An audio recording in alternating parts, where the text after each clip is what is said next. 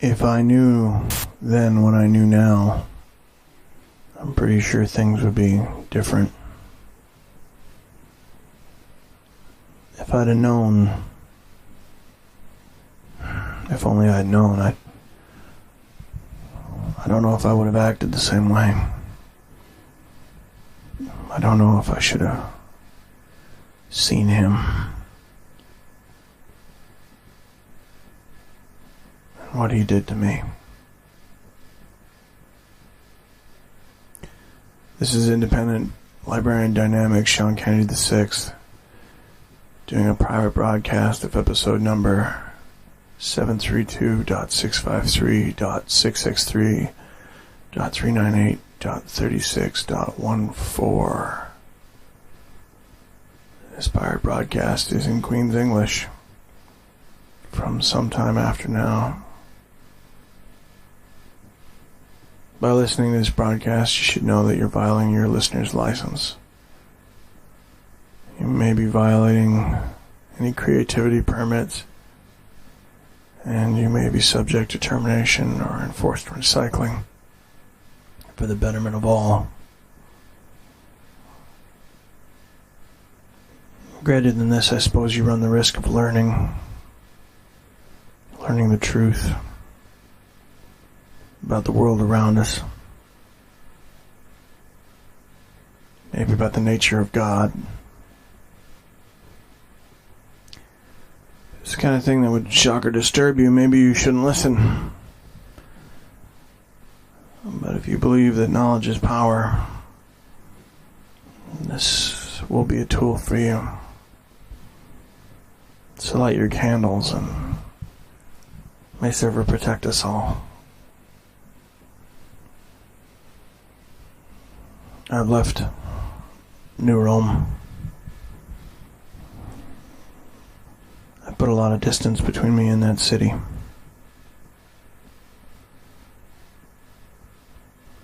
I expected Nurome to change my life. I expected it to give me new direction, and I suppose I wasn't disappointed. I definitely have that. And I am a librarian. I am one charged with the high crime of sharing data. With what the Dread Man gave me. Either a gift or a curse. I know that it'll bring me knowledge. And therefore strength. But at what cost? At what cost?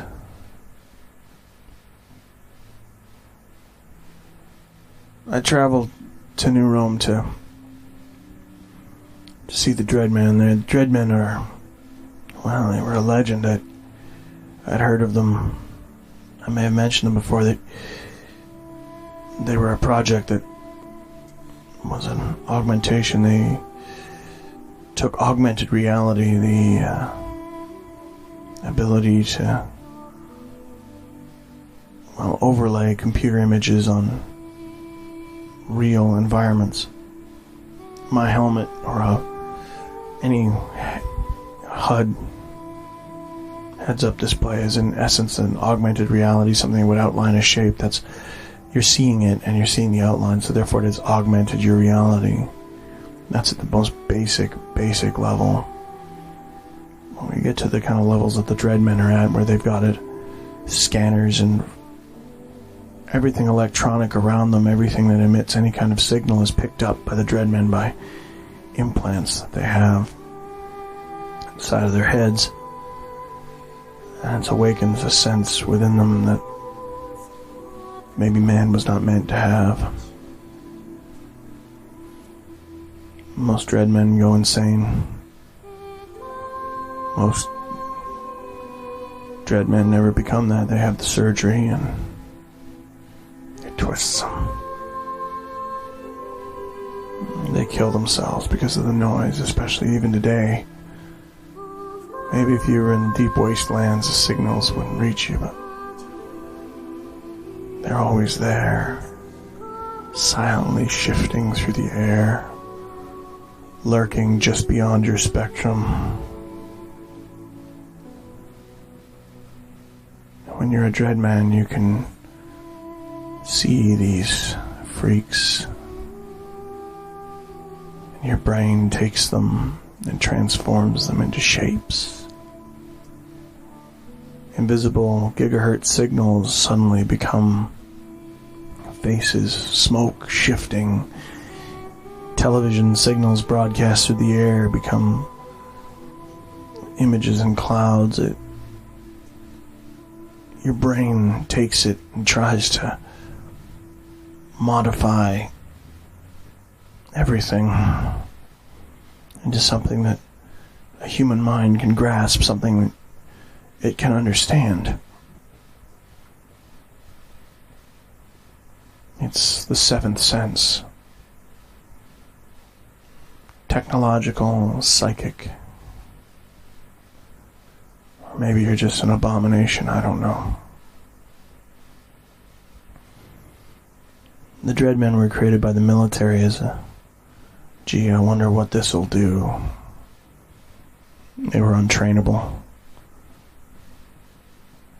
Because of the knowledge they gained, being able to see so much, those who didn't kill themselves or tear their own face apart, and madness became like spiritual leaders, prophets channeling signals from the long dead. And I mean, are you even aware of how many signals are floating around you right now? No matter what time you live in, do you know how many frequencies, how many waves are moving around you that you can't see, can't feel, that invade your body and seep through you?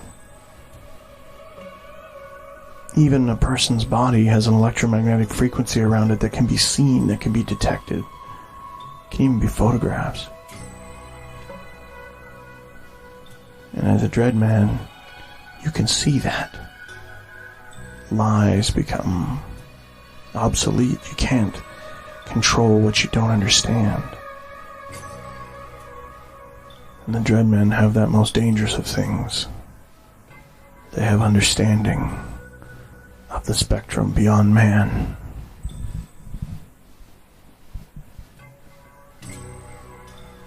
I approached and entered the city of Nurome that night after my last broadcast. I slept for a while. When I awakened, it was just coming on to the sunset, so I moved down, raced across the wide killing fields, approaching the city of Nurome. They call it the Lost City of Nurome, not because the city, not because you can't find it. I think they call it that. I understand now, because everyone who's in that city is lost. There's no hope for them. Not only should you abandon hope before you enter Nurome, but you should abandon all civilization, sanity, any concept of self you should probably leave behind. Instead of suicide, there's always Nurome. There's always that place just beyond madness.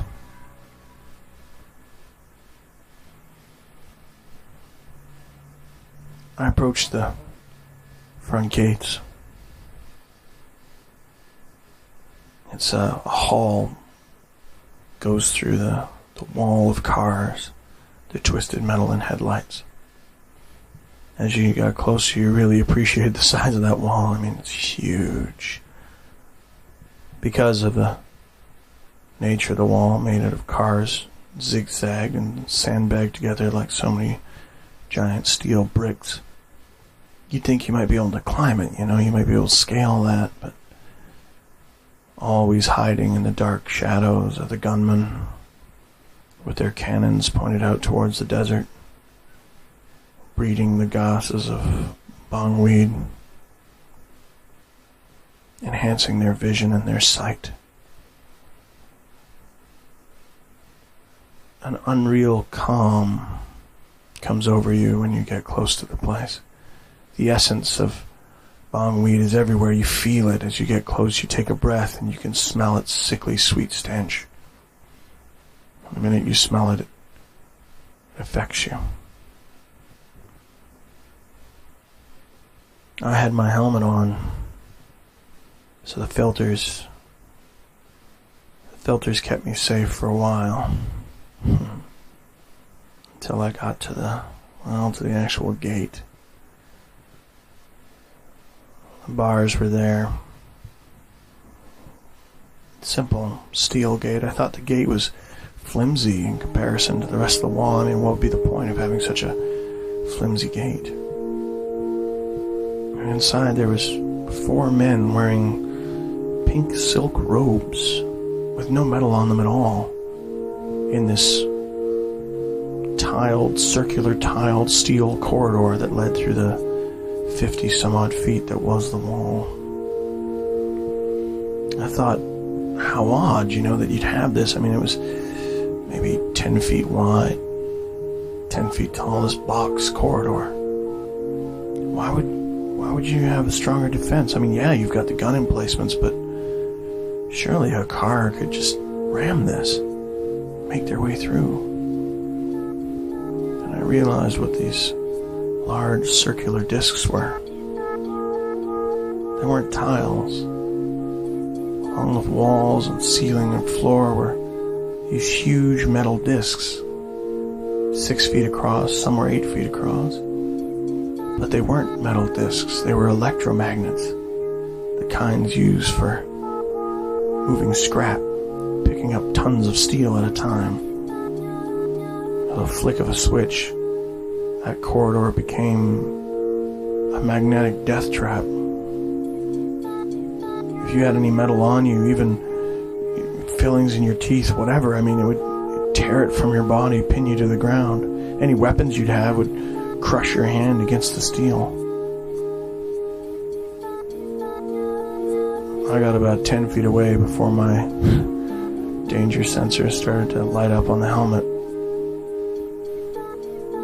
They wouldn't open the gate until I took the helmet off. One monk came forward. They looked like the old Shaolin monks. Probably were some type of martial artist. With no metal on them, their hand-to-hand combat was no doubt amazing. He approached the gate, smiling, and said, "Remove your helmet, brother. You have no need for it here." It sounded friendly, but it was... well, there was that thinly veiled threat. I'll be honest, I was afraid. I mean, I had hardened circuits, and there was a lot of non-metallic alloys, but if they turned that on, I don't know what kind of damage that would do. I've got so many implants that shielding will protect it, but to what level? Nothing shielded was ever designed to be in a chamber like that, not inside of a gateway to digital oblivion. Luckily, by this time I'd figured out how to take the helmet off, so I did. I took it off, and the minute I took it off, the bong weed hit me so close, right by the corridor. I took one breath and I felt my whole body relax. The colors of his robe became so bright and so vibrant I could almost taste them. It took me a moment. It was so pure there. It took me a moment just to get my bearings, realize where I was and what I was doing. You could see the effect on me.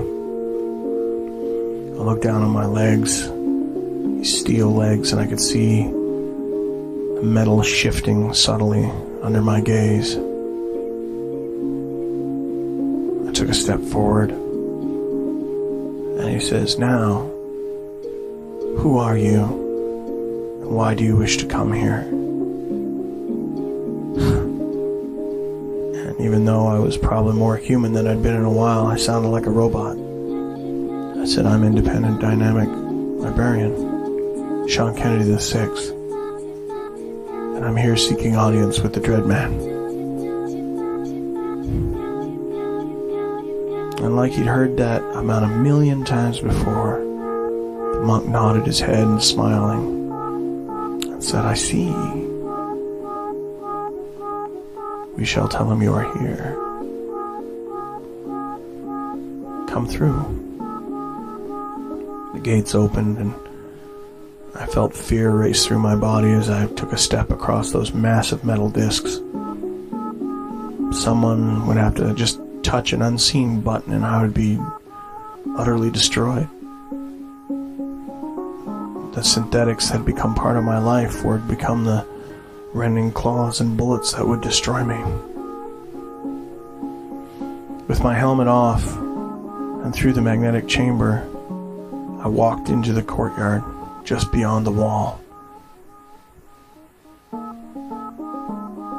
My implants, away from the magnetic field, picked up an IP address right away, and I was given access to their shared data. There was a propaganda site, an interface that posted the news. I could browse it. All I had to do was close my eyes and I could fire up my monk interface. It was very limited, mostly just text. So I did. And even though it was a simple web interface, I could feel the memories of the routers. The memory of being in the rack. It hurt. But I focused on the news. They had a map of the city there. And on the news site I noticed that 2 stories down from the top was that a librarian had entered Nurome seeking the audience with the Dread Man. His name I got from there was named Mr. Weaver. Mr. Weaver. Well, now I have a name. And no doubt with everyone else reading this, it probably wouldn't take me long to locate him. I opened my eyes and I could see that the city around me was the most terrible paradise I'd ever experienced. The influence of the bong weed was flowing through my body, and I miss it even now. That colorful numbing, that method of experience coursing through my veins. I could feel the subtle breath of the city whispering in my ears. I watched the circles of dust dance around people's feet as they walked. Others saw the dust, but were more used to it. Everyone was smiling at me, happy to see me. Stranger walking in from the wastelands. It was like a religion coming of home. It was like paradise. This narcotically influenced home.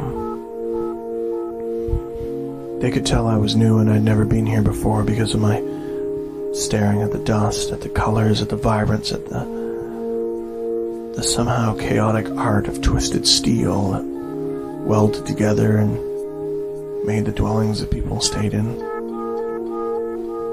The streets with their subtle beauty. Even the towers where the reigning law, where the Nurome Templars would sit with their high-powered sniping weapons, digitally adjusted fuses, ready to dispense justice at the twitch of a muscle. Even those places looked somehow perfect in their own way. It was proper that they were there. It was perfect. Suddenly I'd forgotten why I'd been there. I forgot why I even came. I stood there for a long time, looking around. A woman came by. Her hair looked like it was made of light. Bright blue light. She took my hand, just like that, and said, "Come with me." And I walked. My legs responding, thankfully, because somehow I think that if my legs weren't synthetic, they wouldn't have been able to steer. I would have just been stumbling along the street like some drunken fool. Maybe I was. Maybe that's exactly what I was. Just a drunken idiot. She led me by the hand to a trailer at some point. But the end had been cut away and it was open to the heat. It would have been shielded from the rain, but I could see there was a shower open. Everything was open. There was no barriers. There was a reupholstered seat from what looked like a bus sitting there. She dropped me onto it and I fell into it. It was so soft. I could feel it all around me. Wonderful. It's like it held me. I closed my eyes and just felt the seat take me in. From the IP range I was at, there was music being broadcast, so I allowed it to be played. It was this ambient music, no beat or rhythm to it, just tones carrying me, moving along like a glass stream. It was unbelievable. I took a moment and savored the flavor of the music. I let it roll through my nostrils. I let it bounce around inside of my eyes. It was an experience that I wish I could stay lost in for the rest of eternity, even if it was a lie. For the first time in my life, I realized the draw of the Nurome Empire. If this wasn't paradise, it was pretty close. I opened my eyes and realized I was sitting on a couch. The girl with the blue light hair had taken her clothes off and she was showering. At the end of the trailer, the water would fall through and be gathered. It drained at the bottom, no doubt pumped back into the aqueducts of Nurome. Like a schoolboy, I stood there and stared at her. Her body was beautiful, but not in an erotic way. It was the way the water moved over her. Beads like little serpentine tears running down her tanned flesh. Water splashing, replacing, laughing, cascading around her. It was wonderful. She would see me and her large black pupils like dark pools of light reaching out to me, chased away by the white light of her smile.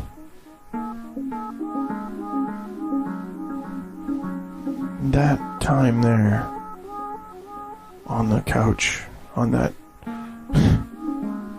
bus seat it happened to me within the first few minutes of me arriving in Nurome, but it was an eternity into itself. It was a place where I understood finally, and that's the only way I could put that. It was an understanding there. It transcended everything else that I'd ever experienced. And even now I can smell her moist flesh. It's rare to actually have a water shower. There's people who would pay huge credits to just get a crack at something like that. And she said something to me, but her mouth moved too slowly. It didn't keep up to her words. And I shook my head.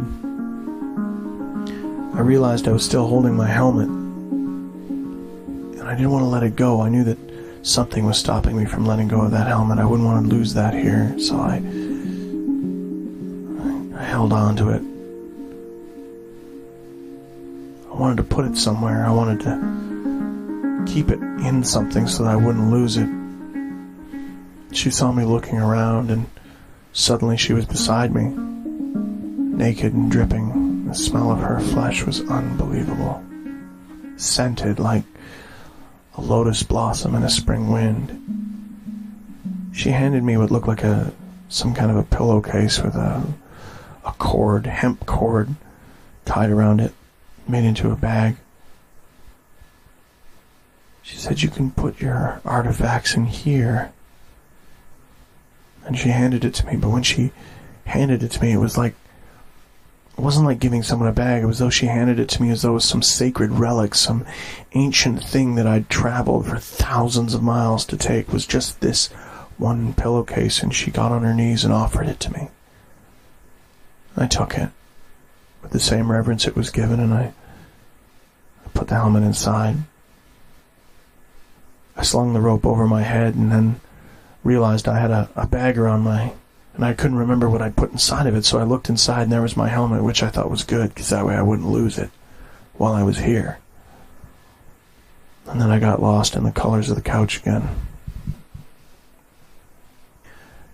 Then there was the color red, this color of red that was washing over me, touching me with warmth, my face. I could feel it moving with the music, with the rhythmless sound of so many voices. I could feel this red warmth licking my body. I realized that the woman with the blue light hair was washing me, my fleshy parts, everywhere where the steel had not touched. She brought the sponge over my head, and I could feel that red warmth of water washing over my face. It was wonderful to feel water on my skin, like I was some newborn child, and this woman, who I didn't even know her name, I still don't know her name, was like a mother and a lover and a wife and a mate and all things in that moment to me. She finished bathing me, and I left my coat, which at some point had left my body, but that stayed in her dwelling, open. Nobody took it. It was bizarre, and I felt strangely calm about it. And then she stood up and took my hand and said, "We will go see him now." And I looked at her with wide eyes and I said, "Who?" And she said, "We will go see Mr. Weaver." And I was going to ask, who's Mr. Weaver? Then I realized that Mr. Weaver was the Dread Man. And that's why I was here. I was here to see the Dread Man. This woman was going to take me to him. She took me by the hand, and gently, beautifully, she glided out into the street. And I glided with her. The smells and sights and the tastes of Nurome were all around me. I was smiling wildly. I was huge grin on my face, and everyone was smiling back. This really was perfection. This really was the most beautiful place that I'd ever seen. I could see people even with blood running down their face, leaning up against the side of a wrecked car that they lived in. They'd had blood that had dried on them, and a pattern on their face that they probably made themselves using the mirror of the car. It dried there, and looked like dustings of red snow on their profiles of their cheeks. And I thought how wonderful it was, how incredible, that you could make dried blood look so attractive on a child. Onwards we glided. Further and further we went. The streets turned back on each other, and I was sure that I turned around and we'd passed the same point 7 times, 8 times, and I thought I saw myself sitting in different people's homes, drinking with them, laughing with them. I would wave to myself, and not wanting to be rude, I would wave back. Eventually we came to a door. It stood alone, away from everything, and behind the door was a corridor that led downwards under the city itself. She opened the door and she said, "You better go inside." And I said, "Is this the way?" And she said to me, "This is one way. It might be yours." And I understood. I said, "Okay." I took a deep breath and I went through the doorway into the dark tunnel, headed down. There's no water drips, no sounds, but my footsteps echoed back and forth and back and forth. Onwards and onwards they went. The echoes came so fast that I wasn't sure how many feet I had. Certainly one being with 2 feet couldn't make this much noise. Not this many echoes. So I took more steps, and more steps. I've been climbing down for all eternity. Maybe this was all I'd ever done, was just went down steps like this. This is what I do. Who am I? I'm this thing who climbs steps. That's why my legs look like this. But onwards I went, deeper I went, until finally the steps ended. I turned around and I looked back up and I could see it was only about 10 feet from the door to the steps. And I thought, wow, the downward road is a lot longer when you're on it. And then I turned. I walked on down the hall. The hall led to a room which was bright white all around, and everyone around me was wearing white as well. They were about, in memory I'd say between 8 and 10 of them, all standing there wearing white robes, waiting for me. I felt a little awkward. I entered the room and I said hello, and they said hello back. They asked me, "Why are you here?" And for a moment in clarity, things were becoming a little bit more solid. The bong weed was beginning to wear off. I was drifting away in a wave, and I looked around the room and I could see it was not a waiting room. It was this odd room. There was doors to both the left and the right that had been made. And there was a bed there, a medical gurney with wheels on it. And I said, "I'm here to see," but then the wave came back in again. The bongweed wave came over me, and I stumbled for a moment, and I said, I'm here to see."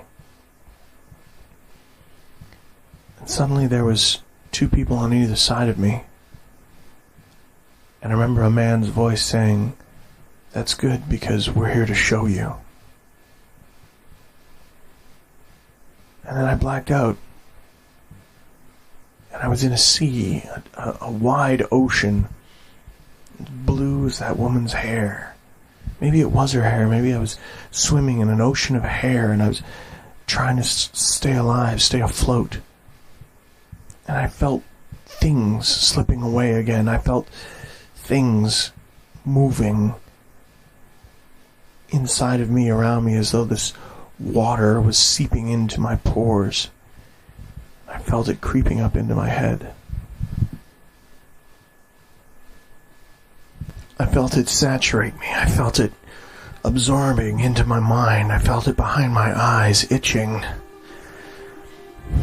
I felt it though it would consume me utterly. This water, this strange fluid, this blue light would wash away everything. Maybe it did. And then I came to. And I was lying on pillows, huge pillows, multicolored, in a room that looked like it was from some history book, a Persian candlelit harem room that had none of the women there. It was deep colors and rich with strange markings and paisleys and veils, all manner of colors, all lit by candlelight. I say lit, but it wasn't really lit. It was like there was no real light. There was just areas where the shadows parted and shapes revealed themselves. And the smell of the bogweed was so strong here. There was also the smell of wax burning the areas that the candlelight touched. I felt very, very dizzy, woozy, and I realized that my head itched all over, and I didn't know why.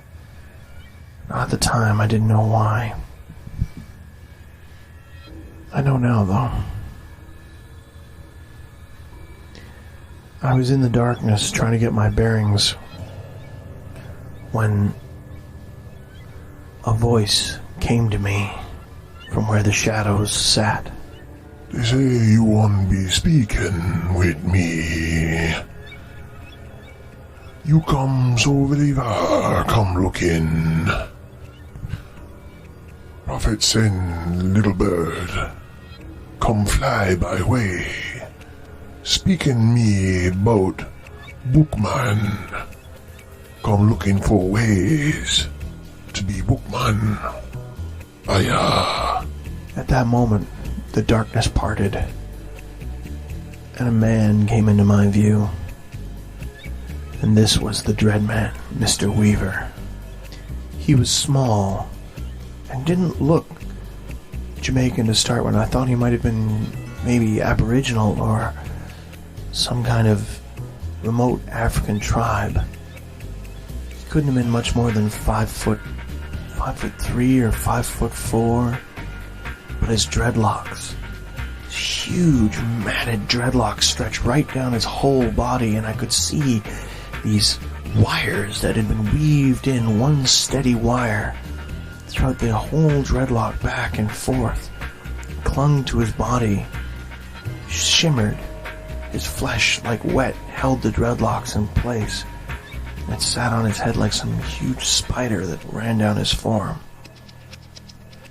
He walked out of the darkness, and he was wearing the most primitive-looking loincloth, like something an Indian Swami would wear from some strange history text. It was this man before me in all of his simple dress with these massive locks of black antenna.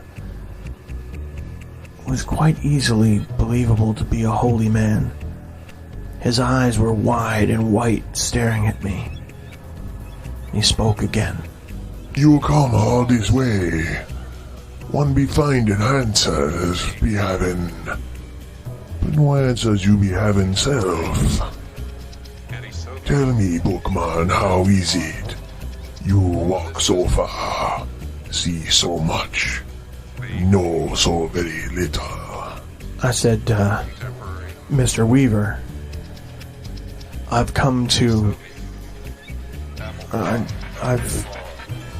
I've come to, and I couldn't think of what to say. I mean, I'd traveled all this way just to speak with this man, to ask him about whether or not what I was doing was right, but suddenly all of these questions sounded so pointless, so stupid. And I felt like a child. I felt like this lost child.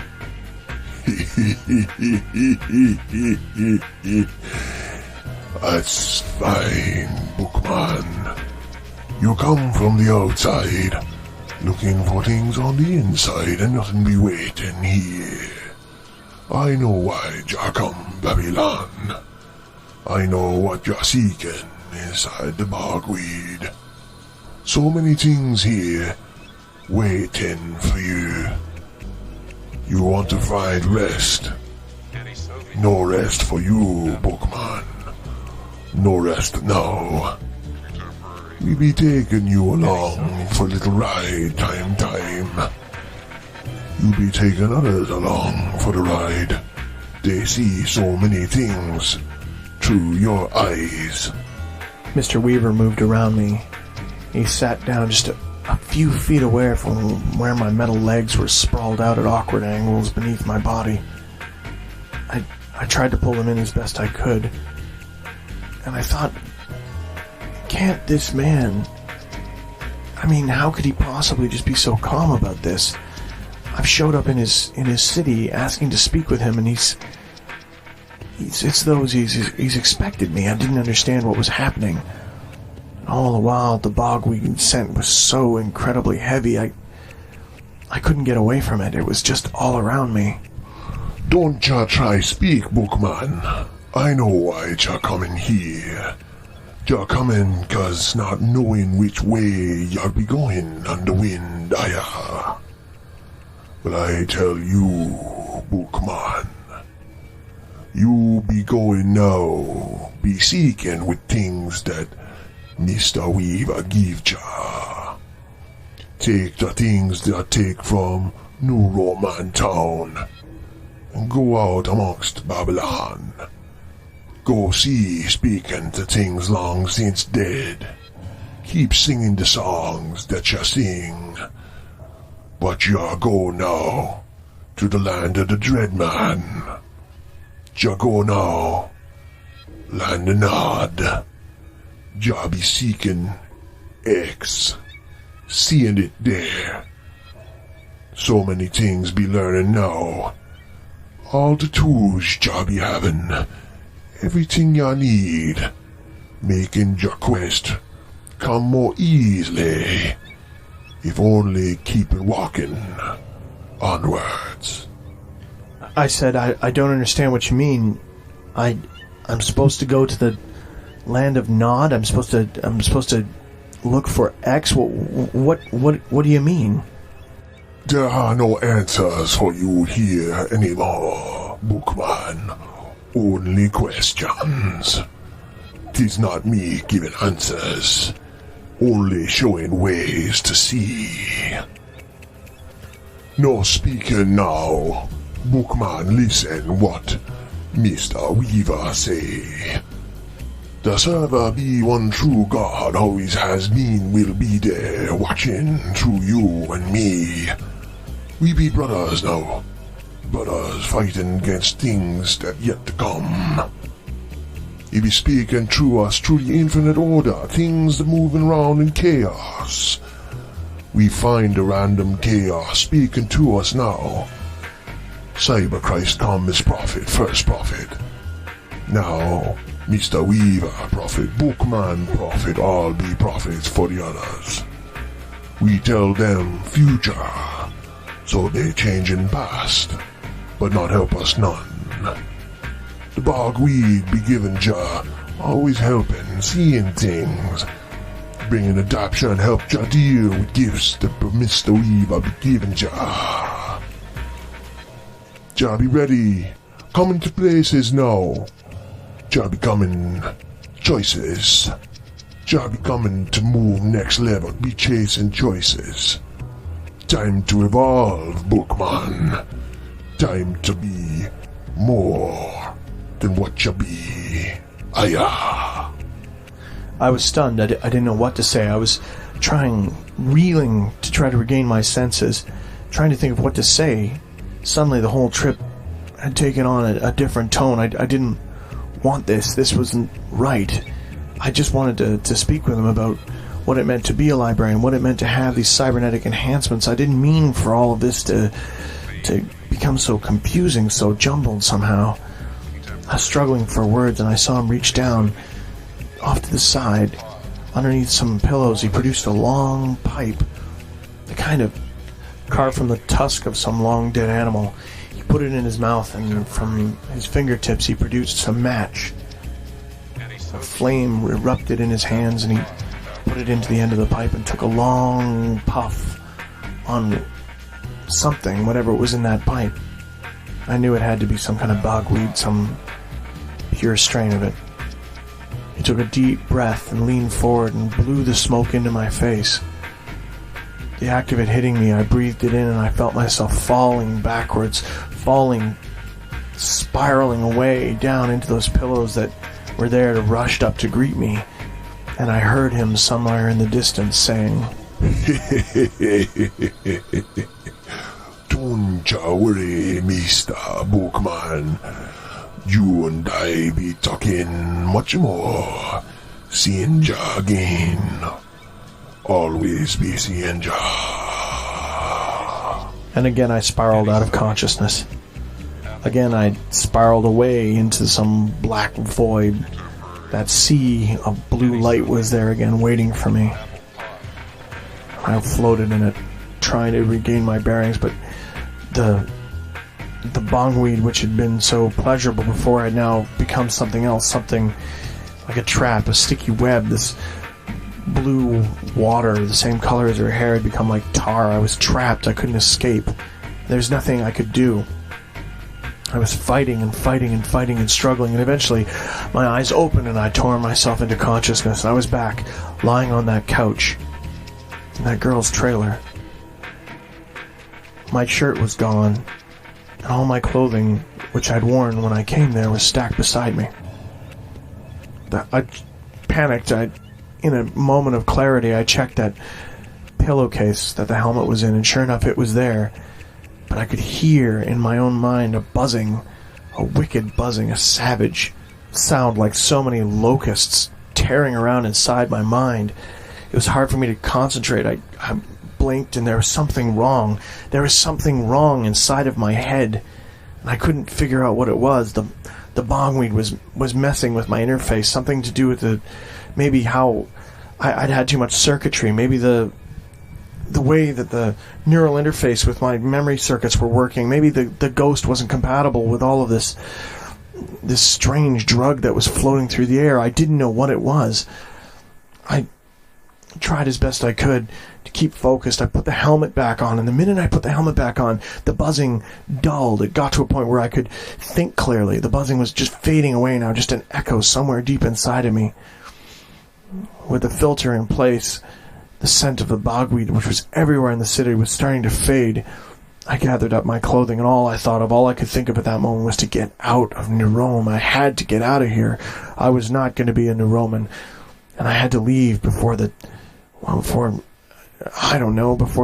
Nuroman Templars saw me. Maybe they thought I was a threat. Maybe they thought it was something. Maybe the insanity of this place would get to me, but I had to escape. So I stood up, made sure I had just about everything, and turned back. I had to find the gates to the city, but I just headed towards the wall. You could see it from anywhere, so I got closer and closer, made it to the entrance from which I came in. I recognized the same monk standing there along the discs of magnets, huge magnets, and he was still smiling, as though expecting me. And he said, "Ah, you'll be leaving now." And I said, yes, I will. And he goes, "This is for you." And he hands me a satchel. And I'm getting a little bit disturbed now that everyone knows where I am. Everything's so expected here. It's like these people knew I was coming. They knew everything about me. How is that possible that they would know that? This Dread Man was just a being that had augmentation done. He was a living being. He wasn't a god. This wasn't a holy place. This was a den of drug users. This was something bizarre. There was a darker thing lurking under the veils of paradise here. I took the bag just so that I could keep face. You never refuse a gift here. Not here, especially in... I didn't even know what kind of laws existed in Nurome. Faking a smile, I took the bag and said, "Thank you." He opened the gate.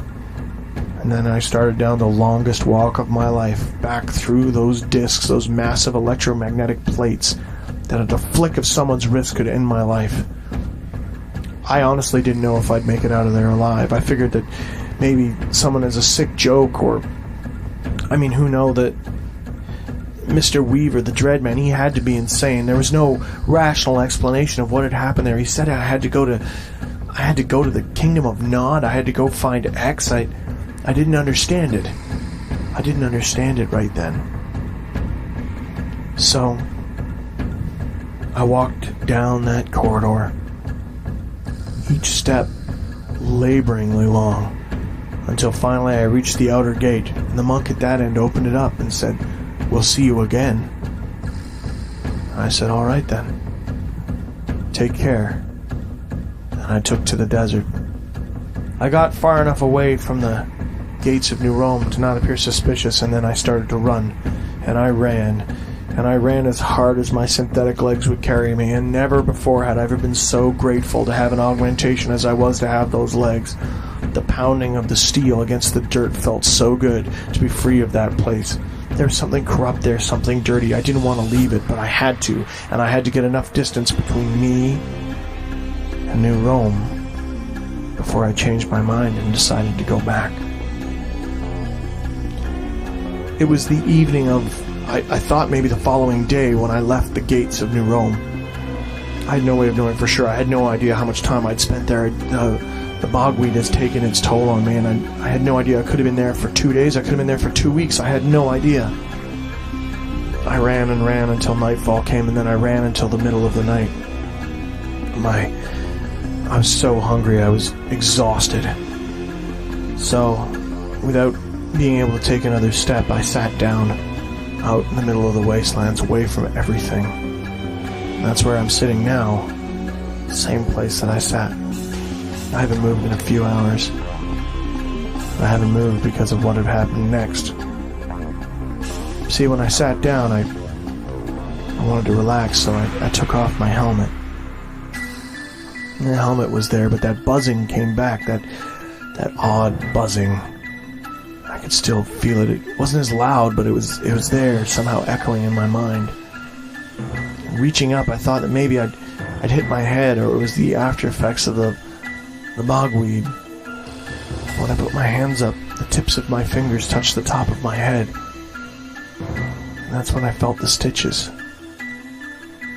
Reaching up with my hands, I saw that there'd been an incision made, only about an inch long, at the top of my head. Ran down my... just the crown of it. And I felt fear rip through my body, and it made sense to me what had happened, what that buzzing was. I grabbed hold of the bag that was given to me at the gates. I opened it up, and inside was a